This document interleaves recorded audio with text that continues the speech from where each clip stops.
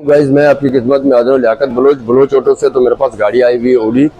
तो इसके अंदर मसला ये था कि गाड़ी 70-80 के दरमियान जब जाती थी तो ब्रेक में बबल आता था और पूरी गाड़ी जो है ना कांपती थी। तो गाड़ी हम लोगों ने टेस्ट ड्राइव की, चेक की, चला के चेक की तो इसकी डिक्सों का मसला था। ठीक है, इसकी डिक्सें थी आउट।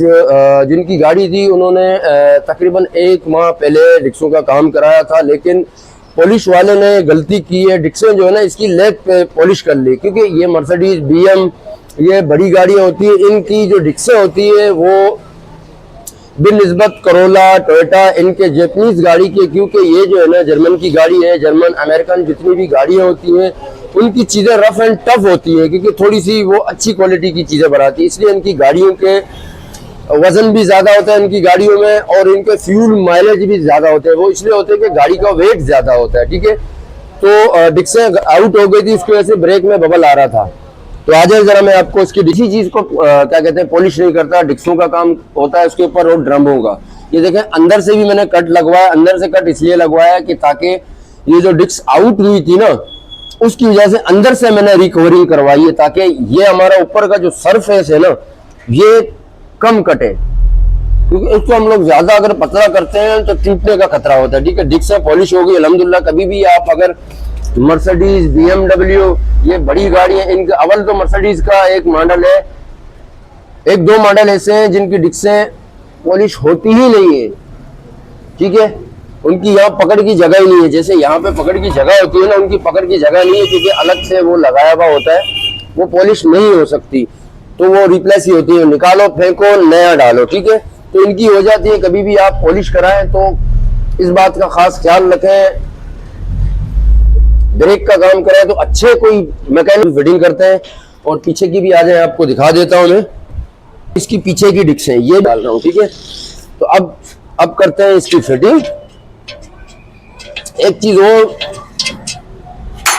मैं आपको दिखाना चाहता हूं, इसमें क्या, कोई सी भी गाड़ी हो, चाहे वो जापानीज हो, चाहे वो चाइनीज ही क्यों ना हो, ये हमने खोल दिया। यह है ब्रेक क्लिपर्स। ये जरा खोल लेता हूं, फिर आपकी चीज होती है ये। कुछ लोग जो है ना, कुछ लोग क्या, कुछ मैकेनिक, वो भी मेरे भाई है, वो इन चीजों को इग्नोर करते हैं। इग्नोर नहीं करना चाहिए, ये छोटी छोटी चीजें, थोड़ा सा मेहनत करना पड़ता है। मेहनत इन गाड़ियों में देखें आप, जब तक ये जुगाड़ वाली गाड़ियां नहीं है, अव्वल तो इनमें जुगाड़ चलता ही नहीं है। अगर आपके पास ये गाड़ी है, आप जुगाड़ कराते हैं तो फिर वो आपके लिए नुकसानदेह। प्रॉपर काम कराएं, किसी अच्छे मैकेनिक से कराएं। देखिए ये क्लिपर की पिन है, इनका काम क्या होता है, ये मूवमेंट करती है आगे पीछे।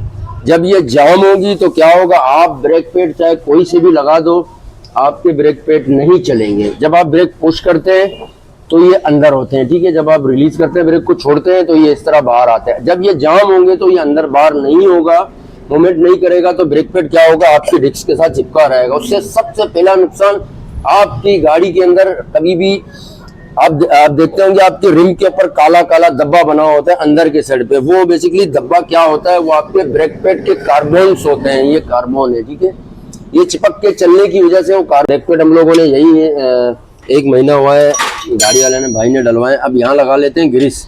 यहाँ ग्रीस लगाने का मकसद ये है कि ये ब्रेक पैड आगे पीछे मूवमेंट करता है। ठीक है, ग्रीस लगाने से ये होगा कि इसकी मूवमेंट अच्छी हो जाएगी, बिल्कुल स्मूथ जो है ना ये मूवमेंट करेगा आगे पीछे। यहाँ भी थोड़ा सा ग्रीस मार लेते हैं और यहाँ भी थोड़ा सा मार लेते हैं। बाकी डिस्क फिट हो गई, क्लिपर फिट हो गया। ठीक है, इन दोनों को मार लेते हैं ग्रीस। तो इसकी फिटिंग ब्रेक पैडों की, ये जो पट्टी है ना, ये असल में आगे पीछे मोमेंट को भी रोकती है और ये साइलेंट रहे, इसलिए ये पट्टी लगाई हुई होती है, ये वाली। और दूसरी बात, ये वार्न पट्टी भी होती है। जब ब्रेक पैड खत्म होगा तो ये वार्निंग भी देगी। मेन चीज ये है कि इसके अंदर एक सेंसर लगा हुआ होता है, वो मीटर में लाइट आ जाती है। अगर डिस्कनेक्ट ना किया हुआ हो तो कुछ गाड़ियों की डिस्कनेक्ट करवा देते हैं, उसमें मसाइल आ जाते हैं, उसकी वजह से डिस्कनेक्ट ही करवा देते हैं। ठीक है, तो इस साइड के फंसा देते हैं ब्रेक पैड, जबरदस्ती बिठाया, दूसरी साइड खाली ऐसे करूंगा, ये बैठ गया ब्रेक पैड। ठीक है, ये तरीका है इसका बिठाने का। इसके साथ जंग नहीं लड़नी होती, जंग लड़ने से ये होता है कि आपको पता है जंग में तो एक ने तो हारना ही होता है, ठीक है। यहाँ आपने हारना है या उसने हारना है, दोनों में से एक ने हारना ही हारना है, तो जंग नहीं लड़नी होती। बड़े के अंदर ये बैठ गए, ठीक है। अब इसका पिस्टन दबा के जो है ना हम लोग फिट कर देते हैं। लाओ जी, ब्रेक पेट लाओ कोई पुराना मुराना। तो गाइस देखें, ये हम पिस्टन दबा रहे हैं अभी इसका। ये हमारा अपना पाकिस्तानी जुगाड़ है। ये पिस्टन इसलिए दबाया जाता है कि जितने ब्रेक पेड खत्म होते जाते हैं उतना ये पिस्टन बाहर आता जाता है, तो आपका ऊपर से ब्रेकल कम होता जाता है। आपने टप अप नहीं करवाना है, पहले नीचे से ब्रेक पेड चेक करने हैं, ठीक है।